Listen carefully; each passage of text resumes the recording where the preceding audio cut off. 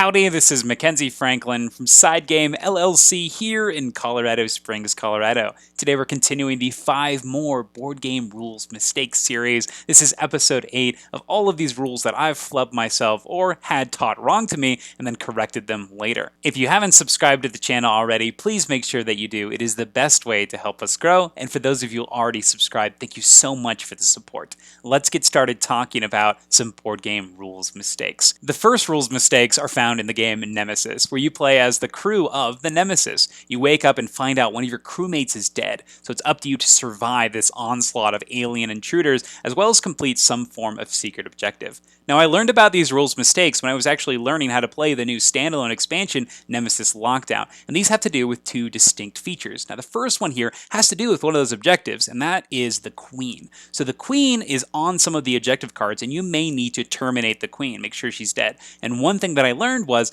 if the ship or the base actually blows up, then the Queen counts as being defeated. And this is so cool. It's thematic, it makes sense, but it's just something that I didn't think about. So generally when you had the Queen, you had to fish her out, make as much noise as possible, and then hopefully everybody could help you take her down. But with this new rules update, it actually gives you some different ways to approach taking out the Queen. Maybe you sabotage the ship or the base and try to blow it up. This is some great choices, and that's something you definitely need to remember for your game of Nemesis. That is, if you destroy the ship, the objective for defeating the Queen is also satisfied. We're not done with Nemesis yet. There's actually a second rule in Nemesis that I flubbed, and that has to do with the item cards that exist in the game. There are all these different item decks that you'll be able to draw from, as well as items you can craft and items you can start with and complete quests for. But one universal rule that we totally messed up was when you drop an item, it doesn't just drop in the room you are, it actually disappears. It doesn't make a lot of thematic sense. Maybe it's broken and that's why you dropped it, or rusty, but that's just one of the game mechanisms you need to be aware of. So for these items that are dropped onto the board or when a character is eliminated, they are gone forever. The only things that will stay on the board are heavy objects like the intruder carcasses or eggs or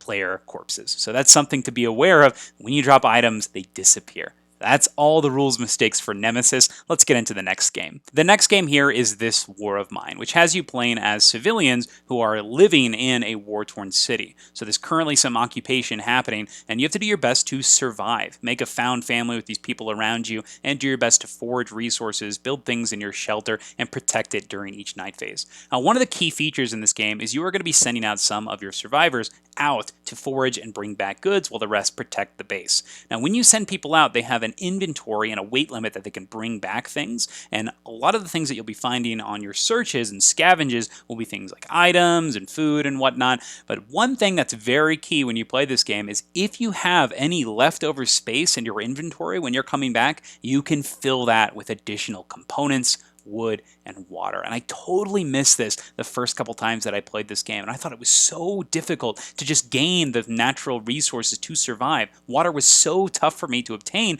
and I was punished for it because I couldn't just feed my people. I couldn't give them water. They were becoming miserable and hungry, and it was a terrible experience. But being able to fill in that gap when you come back from explorations with water offers an interesting choice, because you may be giving up some of the items you find in order to just fill it up with water or wood or components, whatever you may need to complete specific plans back in your home base. Or do you make sure to keep these new things that you found because you might need them for objectives and whatnot? I love this choice, and I think that it makes a lot of sense thematically, because it is something that you're going to find when you go to these buildings, whether it be a hospital or a grocery store. So I really like this. Make sure that when you're playing, know that you can fill up your inventory with wood, components, and water when you're returning from an exploration.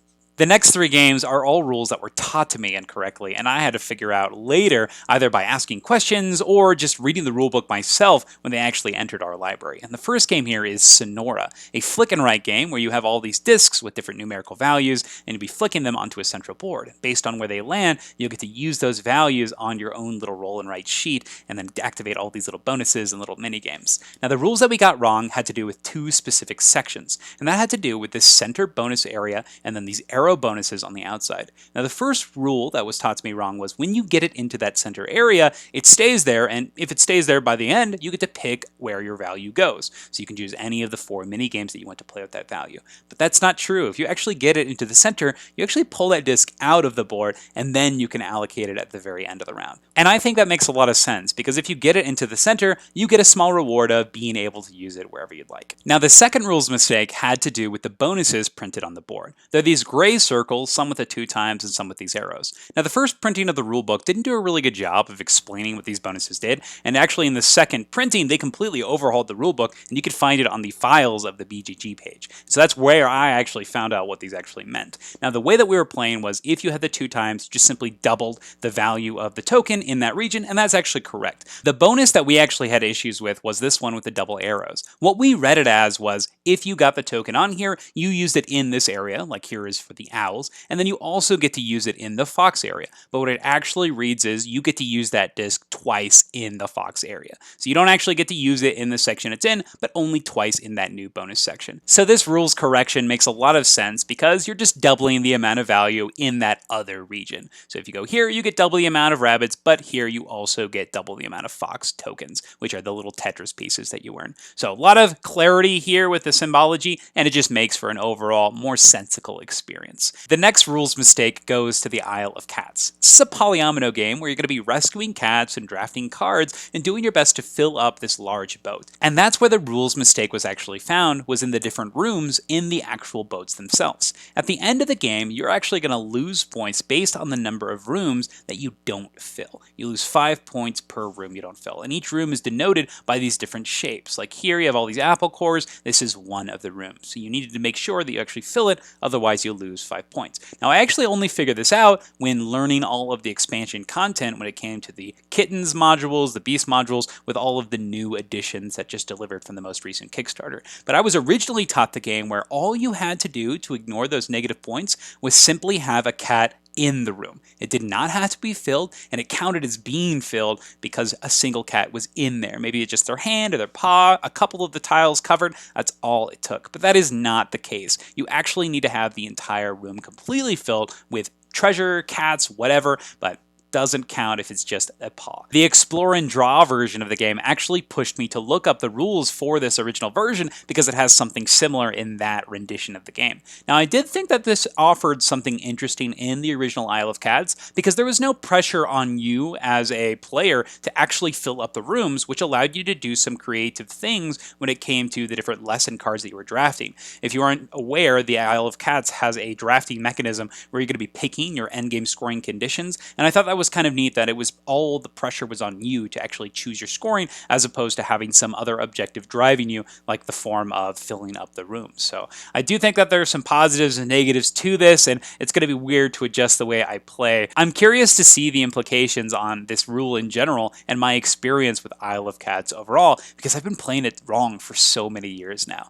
But overall, I really enjoy Isle of Cats, and I think this rule just makes a lot of sense with the overall concept of the game and giving people an objective straight from the get-go that they can strive to achieve. The last game that I want to talk about is the one that I was taught most recently, and this is Godzilla Tokyo Clash. Now, this game has you playing as one of the Godzilla monsters, rampaging around the city, attacking each other, and it's such a well-done design for exactly the experience it's going for. Be a Godzilla monster, attack each other. It's got this great system where you're attacking the other players to achieve this king points, and you'll get points every time you do make a successful attack. And I think this is great, and it just encourages you to beat up on everybody, which makes for a really fun ruckus of an experience. But the big keyword that we messed up in this game is the keyword momentum. And this made the first round of the game extremely punishing for certain players because we didn't correct it until way later in the game experience. Now, momentum is an effect that says when you play a card with momentum, you can play an additional card from your hand. You basically get to go again. However, the core mechanism of the game is you have these couple of cards in your hand, 5 or 6 cards, and you play those until you're out of cards, and then the round's over when everybody runs out of cards.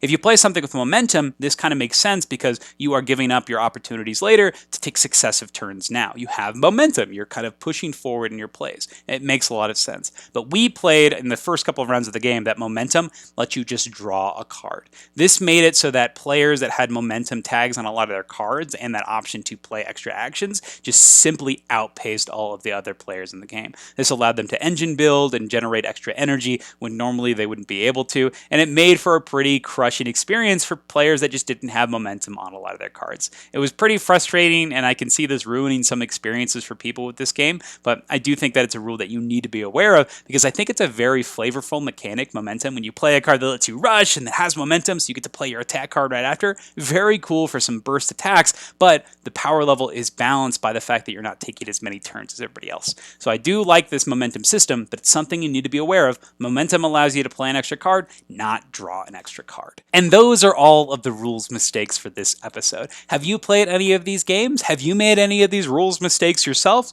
What is a game that you have most recently found a rules mistake in? I'd love to hear what you think. But thank you so much for watching Side Game Strong.